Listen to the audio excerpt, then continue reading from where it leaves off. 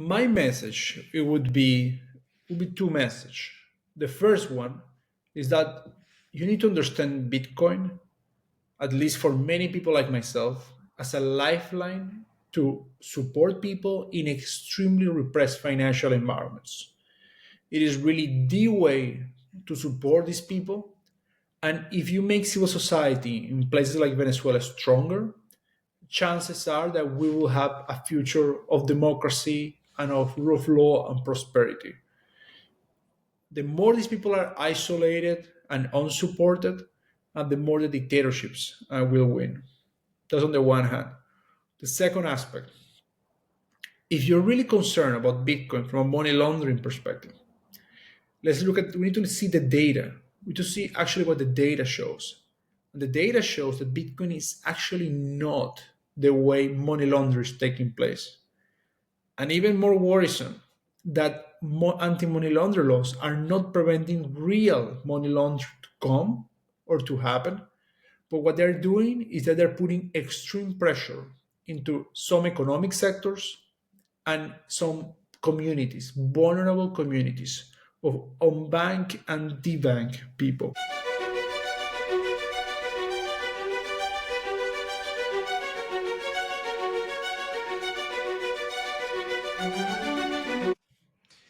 All right. Today we're joined by Jorge Jraissati. Jorge is actually a recent fellow here at BPI. We're excited to add him to our amazing roster of fellows. And so big congratulations to you on that.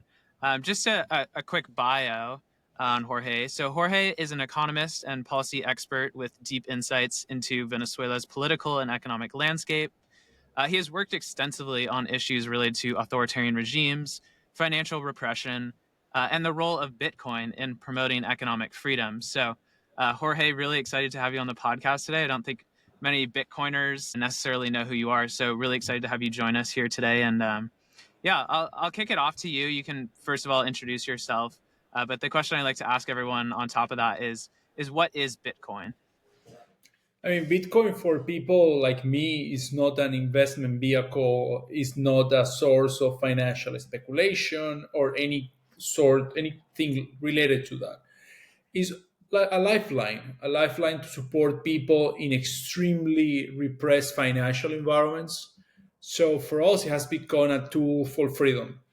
This is why I joined all these efforts because in my case, I started using Bitcoin because I had to support people in Venezuela and I had to support people, not only activists, but also regular people that their life were completely destroyed because of socialist regime in Venezuela. So because of that, then I started using Bitcoin. I realized how efficient it is to use, how it is really a way to overcome all these obstacles that we face in authoritarian regimes.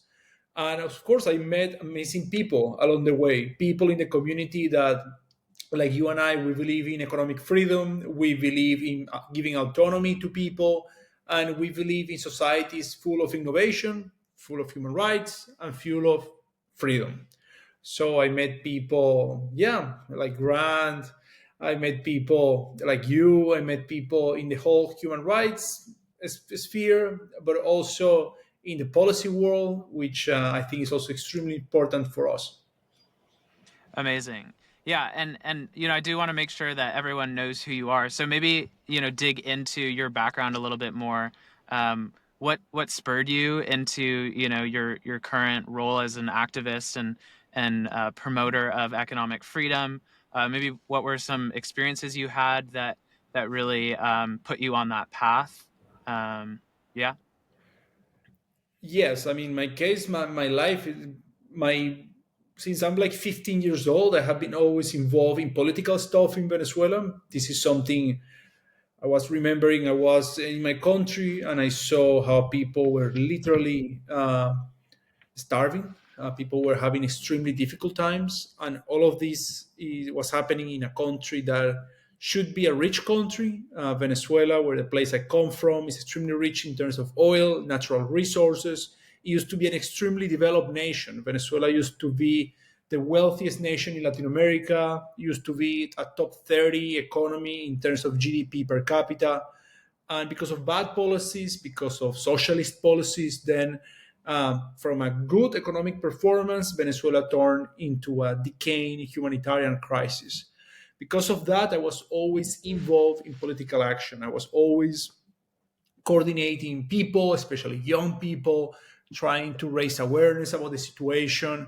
And because of that, then very early, I was involved in protests, in political action. Because of this, how difficult the situation is, many of my friends went to jail for political reasons. Many of my friends were really repressed at the time. I was 17 years old. This was in 2014. So because of that, then I took the decision to go to the US to study with the intention that I was going to do college in the US and then come back to Venezuela. Life is never as we planned.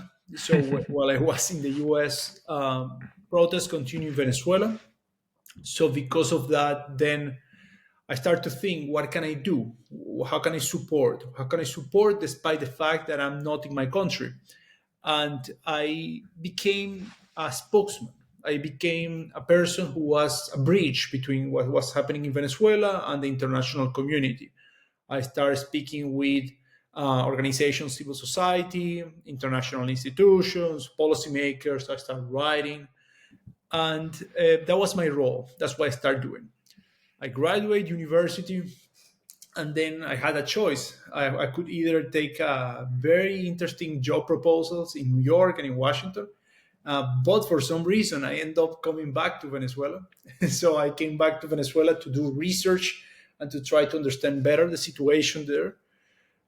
When I was in Venezuela, I published at very big media outlets in the US, in Foreign Policy Magazine, National Review Magazine, outlets that I still publish to this day.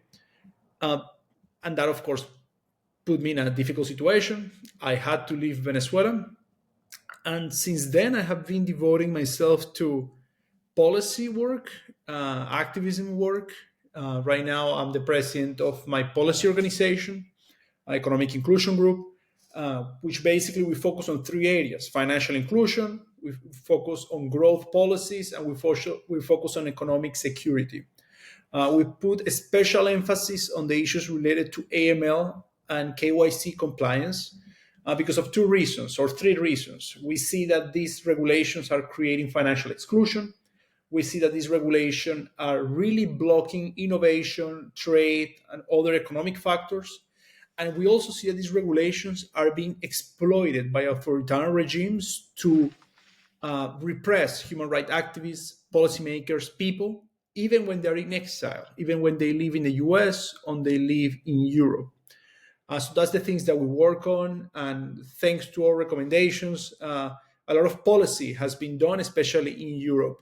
So that has been my journey. And within this journey is when I found a bit more about Bitcoin, because I was, as I mentioned, supporting people in Venezuela. And right now I can say that I cooperate deeply with the Bitcoin community, because it's one of these active communities that not only they care about the US, but they also care about Venezuela, which is partially the reason you are interviewing me right now. Because I believe that when you see what happened in my country, it's a warning lesson. It's a warning lesson for everybody that I saw how people's savings were destroyed in one day. I saw how people that used to be prosperous, upper middle class, they end up without anything. And I saw how businesses that had 20 years to be built can be destroyed in one day. And I saw so many friends of mine were kidnapped because of horrible security policies in Venezuela. So many friends of mine were put in very difficult situation, and we don't want this to happen. I want to reverse this in Venezuela, and at the same time, I want to protect other countries from falling into the same problem. Yeah, we're gonna dig deep into Bitcoin here, but I do, I think one of the most compelling, parts of your story is, your connection to Venezuela, and I think most people are aware of the challenges that have existed in that country, but I think no one better than yourself. So I want to dig into that a little bit more. What is happening in Venezuela right now? Um, what compels you to continue to fight for your country? Yeah, Venezuela used to be a very developed economic story and used to be a democratic country. Venezuela from the 1930s up to the 1980s was one of the most successful stories in Latin America, perhaps the most successful one. And it was a country that was offering opportunities. Many people moved to Venezuela from Europe, from other places. My family, from my father's side, we are Lebanese. From my mother's side, we are Italians. So people used to go to Venezuela because it was a good country. Then bad policies, then bad decisions, bad politicians led to decay, stagnation during the 1980s, 1990s, and then eventual collapse with the socialist revolution. In Venezuela, there was a socialist revolution led by Hugo Chavez and then Nicolas Maduro. And it was the most dogmatic experiment of socialist policies done in recent times. Venezuela, from a market oriented economy, turned into a complete command economy, complete socialist economy, in which you had price controls in all items. There was a point in which every item in Venezuela had a price controls. You had production quotas, so government telling industries what to produce, what not to produce. There were currency controls, meaning that the government had the exchange rate and they had to approve which companies have access to dollars.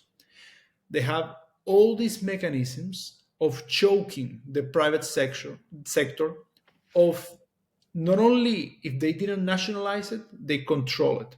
In terms of nationalization of industries, almost all industries were somewhat nationalized in Venezuela, from farming to mineral industry to regular businesses. Supply chains were controlled, heavily controlled by the government.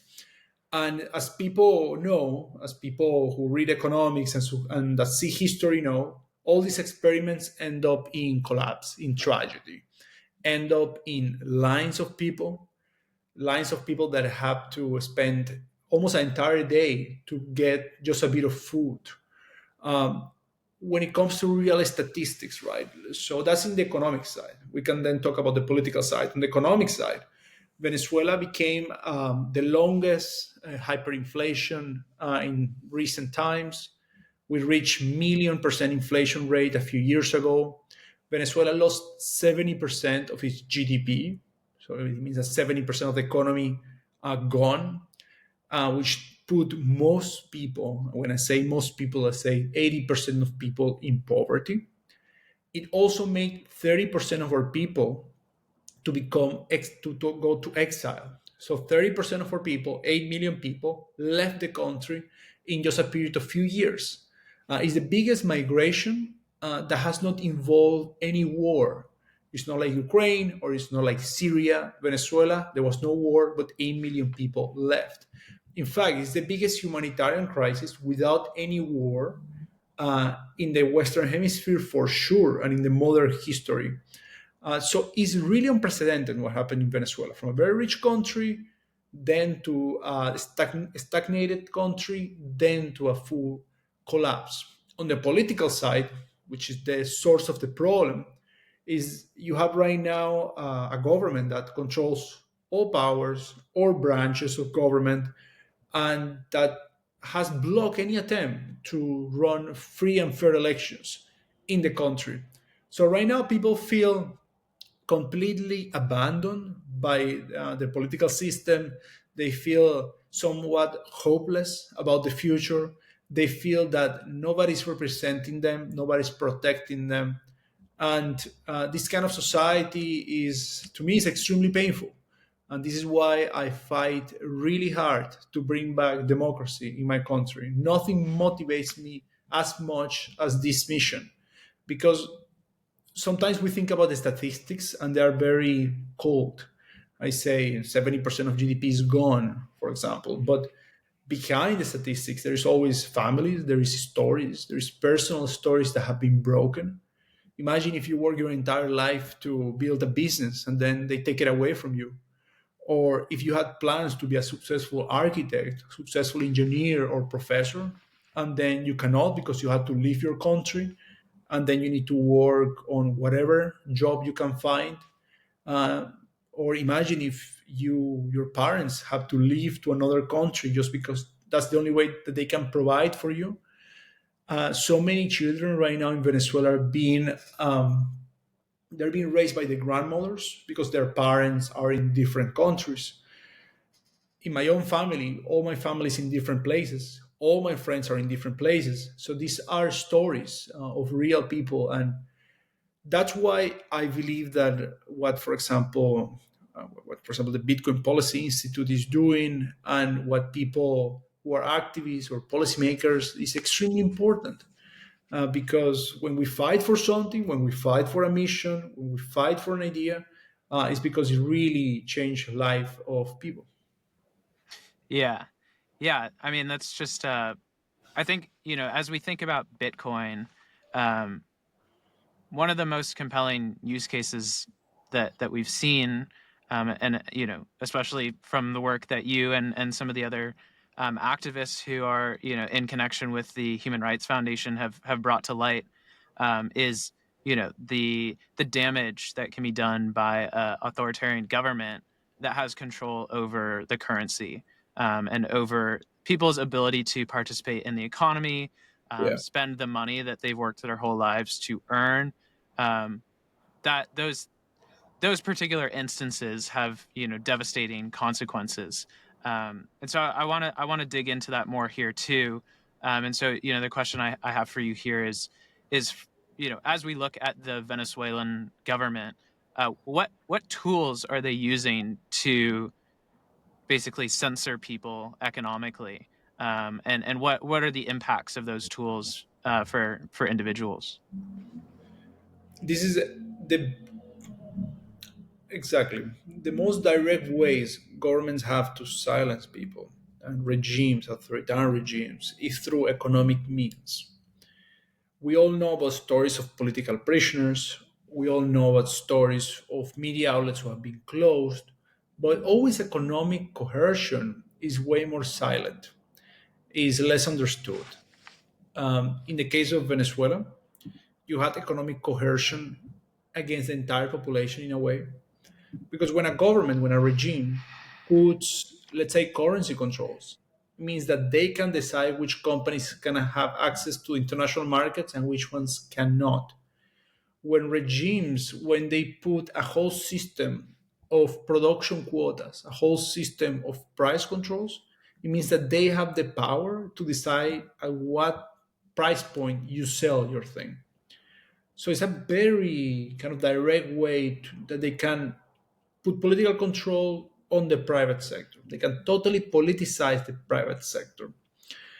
That's on the like overall population wise, but there's also on the personal level against, of course, human rights activists or policymakers, because right now we live in a world in which states have so much instruments, and those who are authoritarian states they use that to repress people.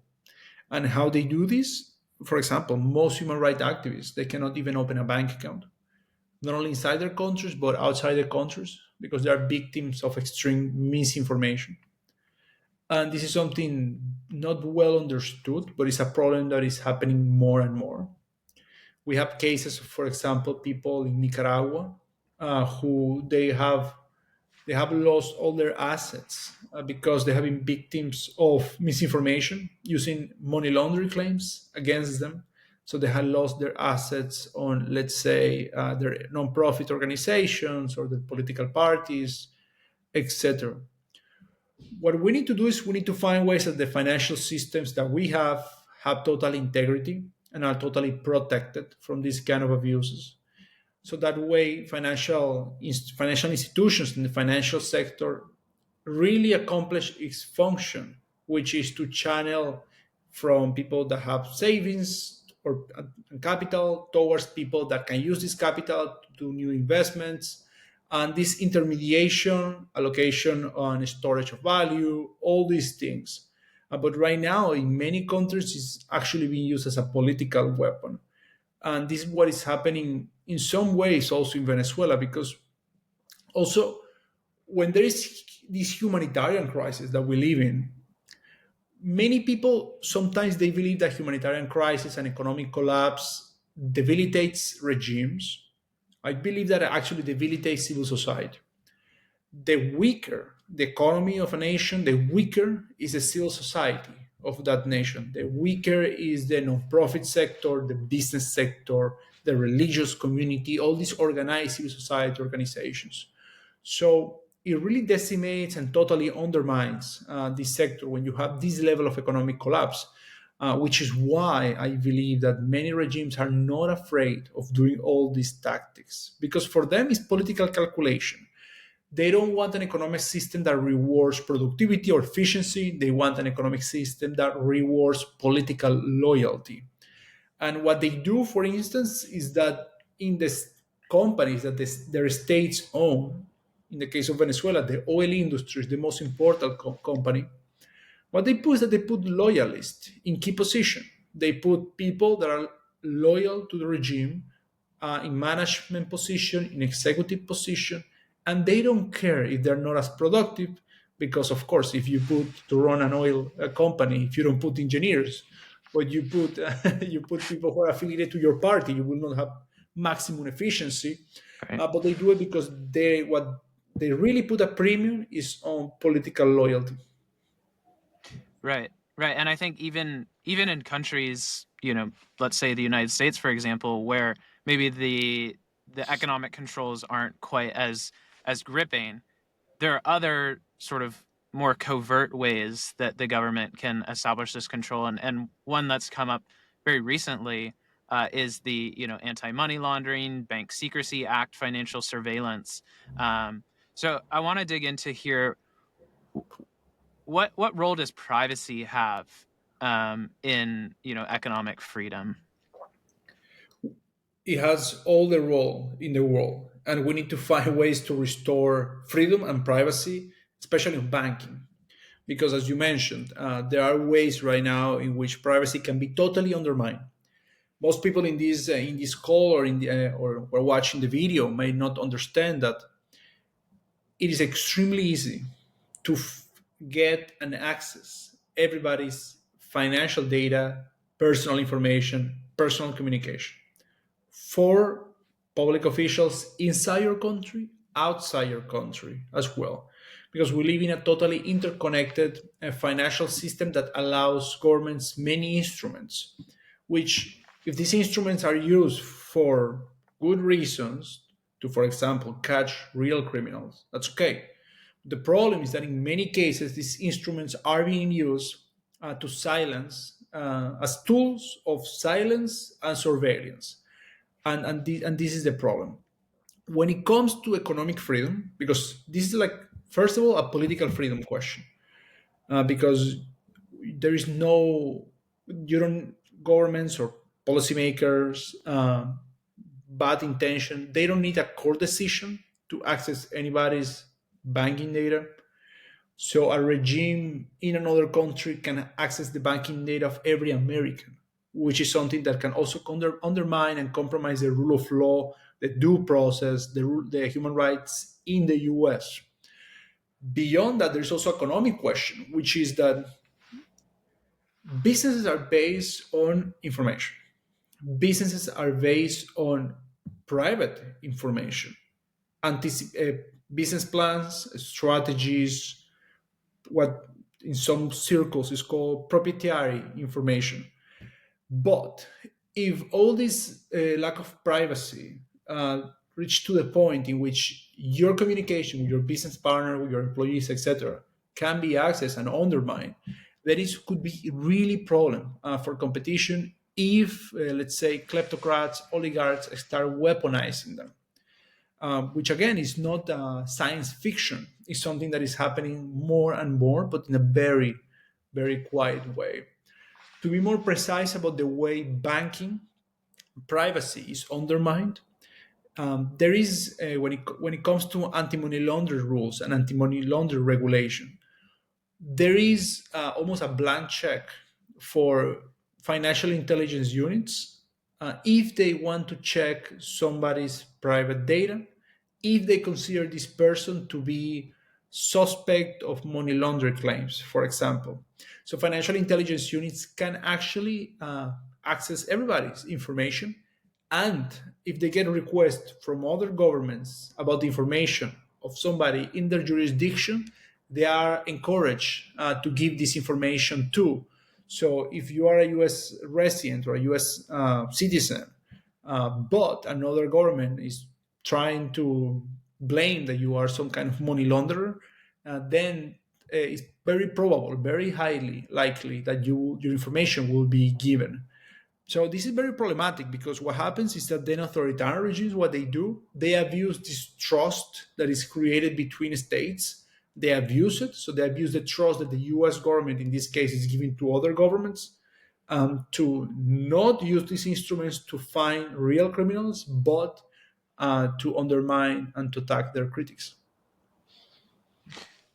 Wonderful. Yeah, it's I think it's an issue that most people don't care enough about. Right. And as a Gen Zer here, I think a lot of my peers are sort of resigned to you know not having any privacy, and that's almost like a good thing. It's like a badge to them, and I think that personally, my belief is that comes from a place of privilege here in the United States, where Yeah. maybe it's not immediately clear how that information might be used against you, but say you were in Venezuela, um, you know, you're talking about effectively an entirely different issue, and so I think that's Yeah. something that needs to have some more awareness raised around, and I know you're working on that. Yes. Yeah. Exactly. The privilege, as you mentioned, because it's lack of understanding. Because and it's a different perspective on issues. When you come from a country like mine, and of course not everybody, but in my case, I was always paying attention to these things. You always understand that laws, regulations, rules, they can be twisted and used against you. They can be weaponized if the people who are in charge are bad people. So you need to design rules, you need to design regulations, you need to design policy in ways that they cannot be used against you. If you give out your freedom or if you give out your privacy, assuming that the people that will have access to your information are good people, that's bad policy. Because you need to design policies in ways that can be protected from even bad people running the show.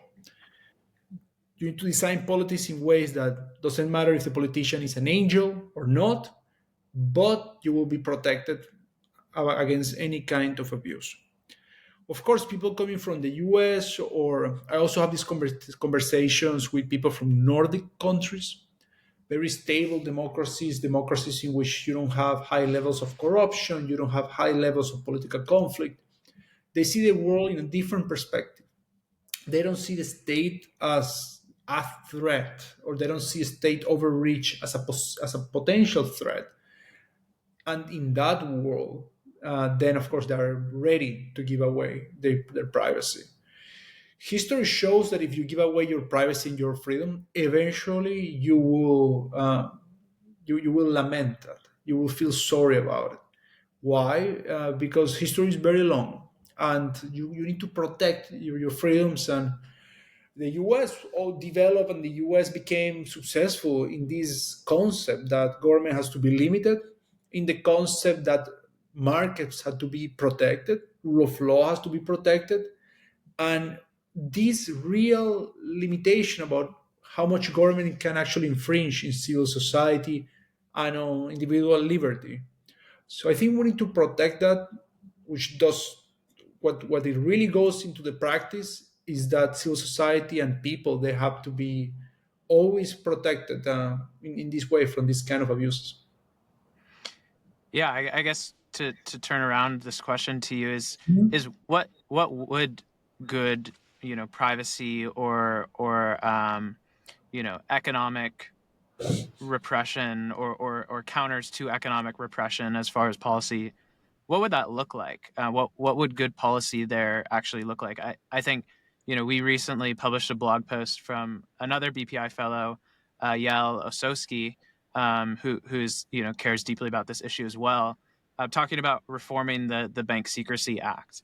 Um, Again, yeah. So what would good policy look like on this particular front? Yes, there is reforms that have to be done specifically to Bank Secrecy Act. There has to be also.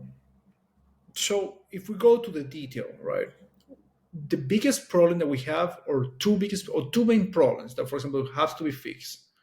One, there is no way that people's private information can be extracted without any kind of consultation, due process, or any kind of legal mechanism. It is almost, yes, is completely incompatible with the concept of property rights, with the concept of individual liberty, that your financial life, which in essence is your entire life, because it shows where do you spend money, with whom you spend money, etc., that can be taken away from you so easily. So there has to be reform to bank secrecy in this way. The second thing that, of course, is extremely important is then there has to be specific reforms that limit and punish foreign regimes who abuse the trust given by the United States financial system towards these regimes in terms with compliance with money laundering, etc. Meaning that if a regime exploits financial compliance regulation to undermine the financial secrecy or integrity or well-being of anybody in United States territory, then there have to be consequences. There have to be penalties, and there has to be a break in the financial relationships between these two countries when it comes to money laundering and financing of terrorism, compliance activities. That's what has to be done, because the same way that, for example, right now the US government is blocking many of the connections it had through Interpol with other countries, they have to do the same with financial regulation. This is something that a lot more awareness and research has to be done. There is such a niche area of work that what we have found, and the reason that we started working on this, is that we found that there is almost no research on this issue.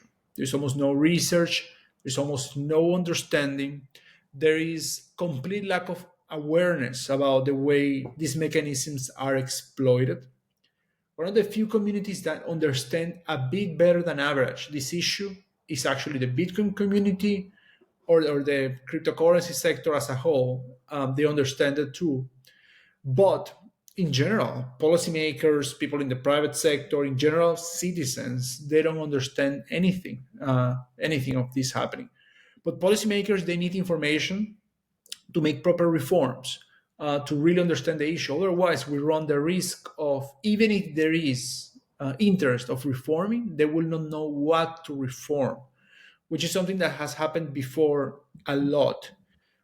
For example, there is laws in the US prohibiting extradition requests on the basis of Interpol alerts, and which, even though that's fine, that's really going to the symptom rather than the disease of the issue. And the disease of the issue is that right now we live in a system in which, whether it is for policing efforts or money laundering effort or cybersecurity efforts, all states or most states are seen as horizontally.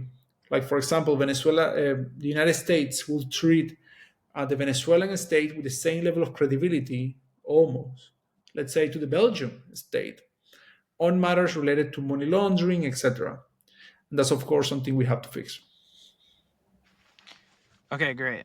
So I wanna pivot now a little bit. And this is always kind of a funny pivot for me Okay. because Bitcoin isn't necessarily private, right? It's a public ledger. Right. You can achieve privacy on Bitcoin, but the protocol itself is not inherently privacy preserving. So I want you to speak to that a little bit, but I also want you to speak to what Bitcoin is really good at, which is countering effectively financial repression. So let's dig into that. Yes, exactly. Like most people who are not into Bitcoin, they don't understand that Bitcoin is actually it's public. It's actually Right. all Right. transactions are registered, which again has very interesting policy implications. Because when I meet with policymakers, the first thing they don't understand is how public Bitcoin is and how easy it is to trace transactions and how easy it is to actually find these transactions. They have the completely opposite understanding about it because what they know is just they just know the superficial propagandistic version of what Bitcoin is, and they don't understand about anything like that. So what is really good is actually to support people in extremely difficult financial environment where there is a lot of financial repression. And that's my thesis about Bitcoin. That's what I try to explain to them.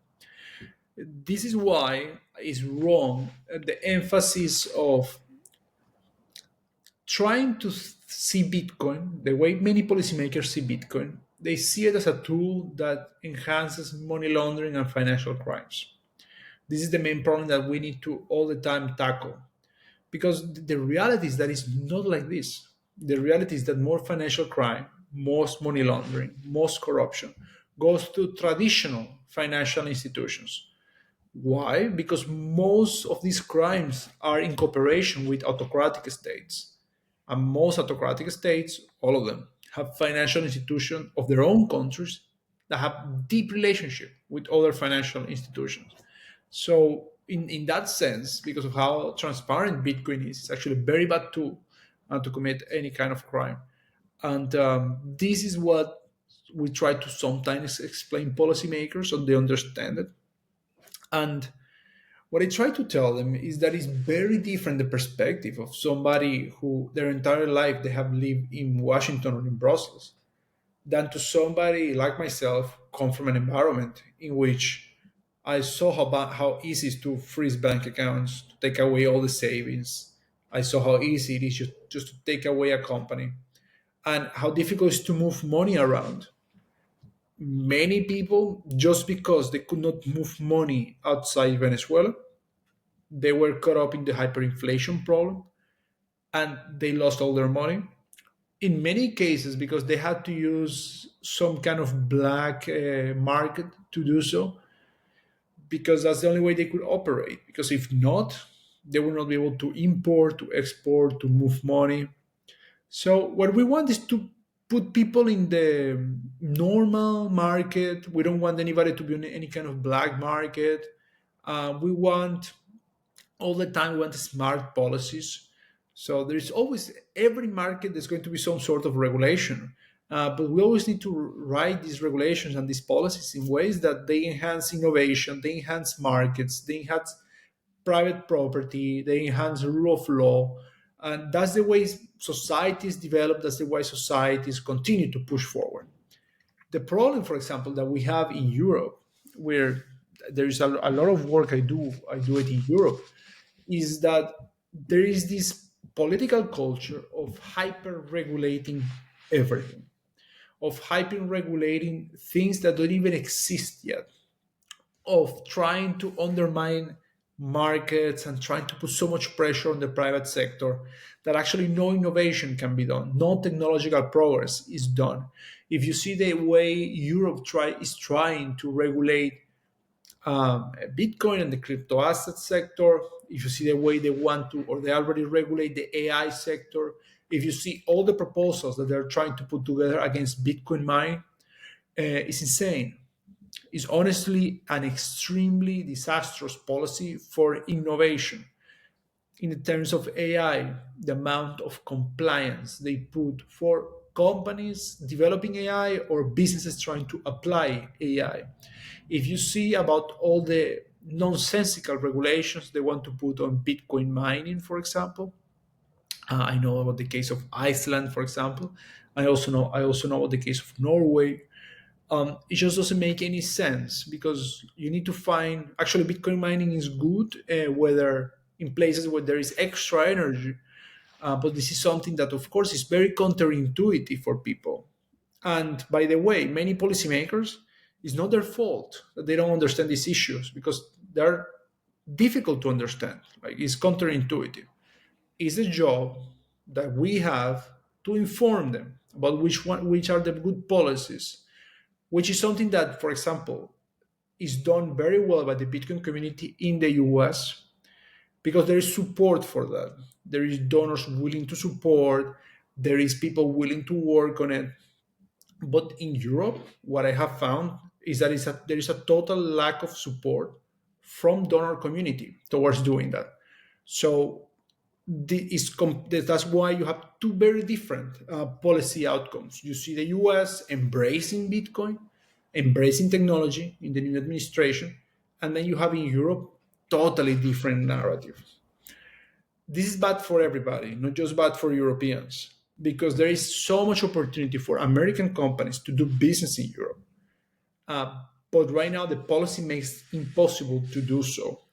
The valuation of American companies, of course, are compromised because of this. And there's so much talent of people in Europe that want to innovate, want to do stuff, want to be entrepreneurial, but they cannot because of policies.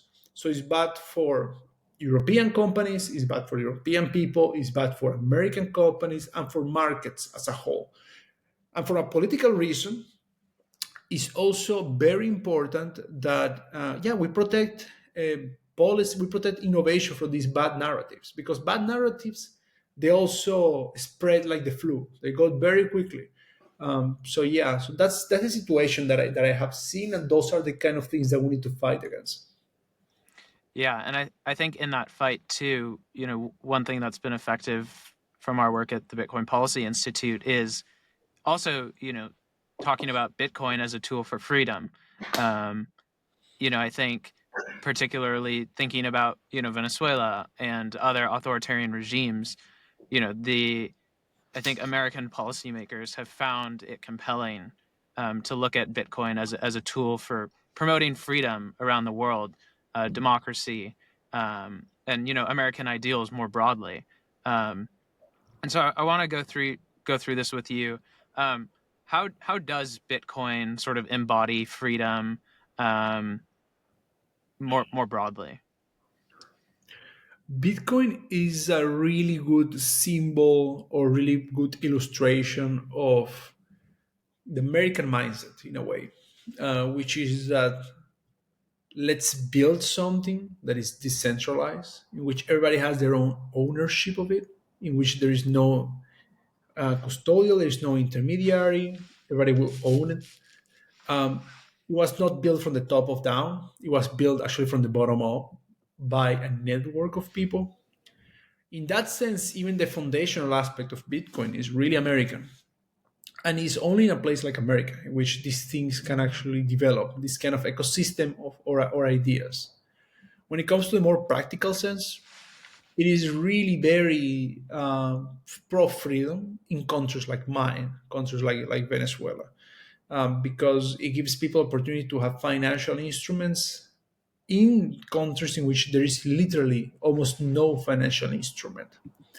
Not only because domestic financial institutions are totally broken and politicized, but also because international financial institutions or service providers, fintech, etc., they cannot reach these markets. Why? Because of regulation.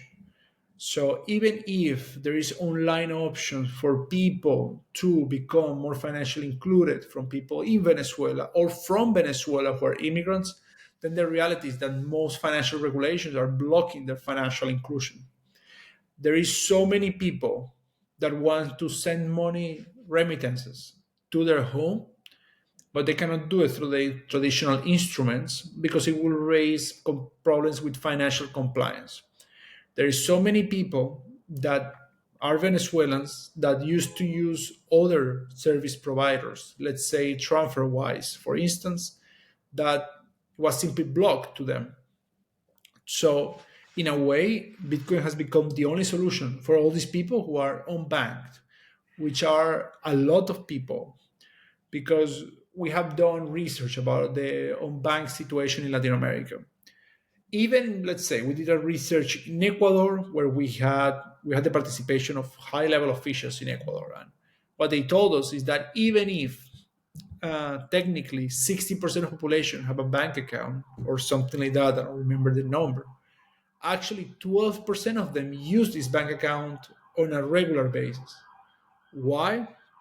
Because it's just so difficult. There's so much paperwork, there's so much compliance they have to do, that even if they have the bank account, they can really not use it. So in most of the world, we live in situations in which banking institutions do not come to the people. This is really bad for the people, and it's also really bad for the economy as a whole. If you don't have financial instruments, if you don't have a way to protect your assets, to move your money, to transact, it's very difficult to be connected to the economy. It's very difficult to become a prosperous economic agent. And this happens in most of the developing world and happens with most of migrants coming from the developing world to the developed world. In Europe, it's extremely difficult to open a bank account if you come from Venezuela or Syria or Colombia or Africa, etc. What this is happening is that then people who migrate and they don't want to work, for them it's okay. They don't even think about it. But for people who migrate because they want to be productive members of society, because they want to build new life, because they want to work hard, because they want to have good businesses, this makes life impossible for them. If you don't have a bank account, usually you cannot have any kind of path towards residency. If you already have residency, but you don't have a bank account because you come from one of these high risk jurisdictions, then you will not be able to rent an apartment. You're not able to enter any kind of normal labor contract. And this is extremely problematic from a economic growth perspective, social cohesion perspective, and human dignity perspective. Right now, banking is not a privilege. Banking is a necessity. If you don't have a bank account, if you don't have financial inclusion, you are not part of society. You cannot enter into economic contracts. You cannot become really a part of society. You cannot even pay your taxes. So it can give you into even more problems. And that's why we believe it is so important to guarantee people financial inclusion. And do you think that Bitcoin solves this problem? And if not, what's standing in the way of that? Right now, Bitcoin can solve many problems, but to really solve them all, I believe we need more policy reforms and more policy guarantees. Bitcoin can become a solution of many of these problems. To then, of course, turn it into a full solution, you need to have way more policies that are conducive towards making Bitcoin much more of a payment instrument. And this is something that, of course, if policy don't change, then you will always have not this full implementation of its potential. So I believe it can. And in the case of remittances, it definitely can. What policy reforms, for example, will make this better? Right now, people that use Bitcoin in Europe, they are seen as high risk by financial regulators. It means that if somebody wants to use remittances to send money to family members in Venezuela, they immediately start having financial compliance problems in their home countries. So that means that to Bitcoin really be a full solution, then you need to have policies that protect these people so they can really use this instrument. Yeah, and I think another solution here, and you can obviously offer your thoughts on this is also to what extent will developers, people coding these tools, be able to build effectively like regulation proof or systems that sort of exist outside of um, you know government, for people to use Bitcoin as freedom money. Do you see that as a viable path towards Bitcoin sort of blooming into its most productive state? I mean, I think we can do so much easier life for developers when we have good policy. I believe it's very difficult to overcome bad policy. Of course, there is people that will try to do so, and of course, where policies are unjust, when policies are made by authoritarian regimes, then of course there is some level of willingness to go against that. But in democratic countries, where you have democratic instruments, where you can do advocacy, public awareness, you can talk to policymakers, you can talk to citizens, you can make good policymakers be elected. I believe that it's worth making this effort. Life is so difficult when you have a state against you. I mean, I come from Venezuela, so I know how difficult it is to do this.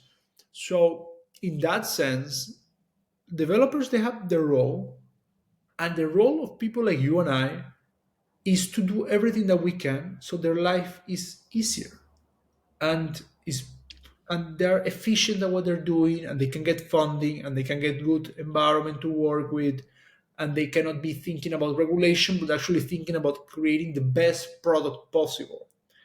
The number of business people that have talked to me, business people from the US, telling me that there are many products or services they wanted to provide in the fintech space.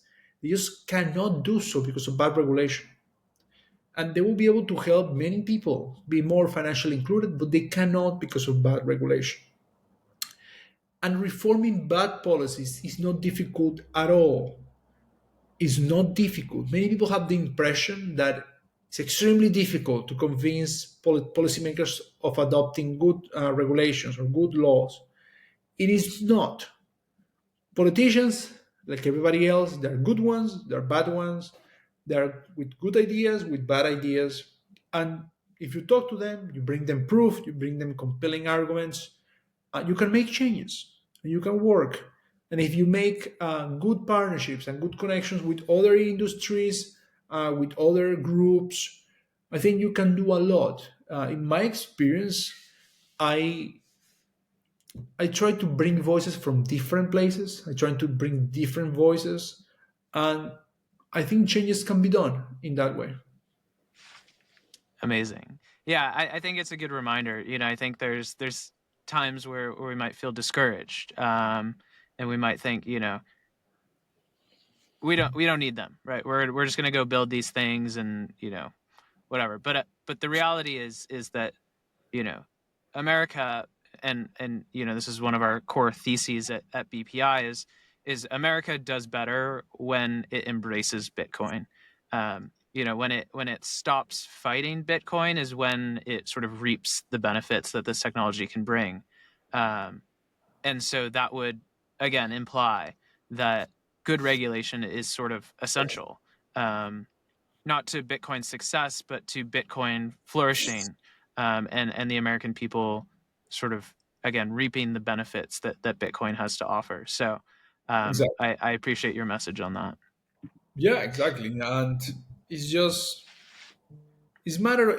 That's the way things are done. It's like everybody in their own corner and trying to be the best possible. Yeah. I believe that best ideas or best initiatives are done when everybody can be the best at what they do good at. People like you and I focus on policy, on communication, on bringing people together. That's what we know what to do. And if you empower people, the developers, policy people, activists, communicators, then you will have a very strong position, because everybody who's in this community is because they really believe in people's economic freedom and financial freedom. It's not a transactional relationship. It's really a matter of believing on that. That's very powerful. That's not something you find easily. I know so many people who really dedicate so much of their time, their money, their efforts to try to protect financial freedom in general. And with people like that, we can make changes and we can win. And everybody from their own perspective. I don't come from the developer world. I'm not somebody who was into Bitcoin at the early beginnings. I'm just somebody who all the time have been passionate about bringing freedom to my country and economic freedom, economic prosperity. And I think Bitcoin is a very good tool to achieve these things. Yeah, I agree. We are going to win. So thank you for that. Okay, last question here before we jump into your final thoughts is, Of course. um, if you had one message for policymakers regarding Bitcoin and financial freedom, what would it be? My message it would be two message. The first one is that you need to understand Bitcoin, at least for many people like myself, as a lifeline to support people in extremely repressed financial environments. It is really the way to support these people. And if you make civil society in places like Venezuela stronger, chances are that we will have a future of democracy and of rule of law and prosperity. The more these people are isolated and unsupported, and the more the dictatorships will win. That's on the one hand. The second aspect, if you're really concerned about Bitcoin from a money laundering perspective, we need to see the data. We need to see actually what the data shows. And the data shows that Bitcoin is actually not the way money laundering is taking place. And even more worrisome, that anti-money laundering laws are not preventing real money laundering to come or to happen, but what they're doing is that they're putting extreme pressure into some economic sectors and some communities, vulnerable communities of unbanked and debanked people. Debanking is not something that happens only in, let's say, the cryptocurrency space, even though they have been the most vocal ones. It's happening in the trade sector, it's happening with expats, and it's happening with many industries that are now classified as high risk. Financial institutions are, and even if you're not the bank, the amount of money that some companies are paying just because they need to comply with all these AML rules that are not preventing any financial crime is a problem for economic growth, for rule of law, and it's a problem in every sense of the way. And my third message, and I know I'm abusing the level of messaging I can do, No, go for it. This is great. is that we need to start paying attention about the weaponization of financial system. If we don't do this, then we'll be in a situation in which our financial system stop working as an intermediary of capital, investment opportunities, savings, and it will become more of a political tool. And we don't want this to happen with the judicial sector, but we also don't want to happen with the financial sector. And to that, we need good reforms, deep reforms to the system. Jorge, this has been wonderful. Your Thank insights are truly, I think underappreciated in the larger Bitcoin community. I think this is one of the most compelling use cases for Bitcoin is unlocking financial freedom, um, and your work is truly impressive. Um, I thank want to you. wrap up here with your final thoughts, and if there's anywhere you'd like to send people to learn more about your work. Thank you, Zach. Thank you very much for these kind words. And yes, I have been involved in the Bitcoin community for about a year right now. I believe so. Yeah, like consistently. So more and more, and I'm meeting people, and I'm trying to share my experiences and learn from them. I have learned so much. You have no idea because again, I don't come from a technical, let's say, software developer background. So for me, it has been really excellent to be around so many people in the Bitcoin community. So for my friends hearing me, thank you for all that. When it comes to where can I send people, check my social media. Check also the website of my organization, Economic Inclusion Group, econinclusion.com is the website. You can check the things that we do and send me a message, send me an email. I'm very interested if people who are hearing us understand better the debanking problem and financial exclusion problem. If you do, reach out to me because I want to discuss more this in detail and do more publications on this issue. So we want to know more case studies at the same time. And I want to also end by thanking BPI, the Bitcoin Policy Institute. Like the work that you guys or that we are doing is valuable. Because it's not easy to inform Washington and policymakers when most people don't understand Bitcoin at all. So the work that Grant, David, that you, Rene, that everybody's doing, extremely good, and I'm very happy to participate in a small way in this project. And I hope to see everybody also in the Bitcoin Policy Summit in a few months. So, and I hope to see you in person then. So yeah, that's the way I will end. And I appreciate all these podcasts that you are doing. It's always very entertaining to hear and to listen to them. Well, thank you. And yes, we're really looking forward to the Bitcoin Policy Summit, and hopefully you'll be able to join us for that.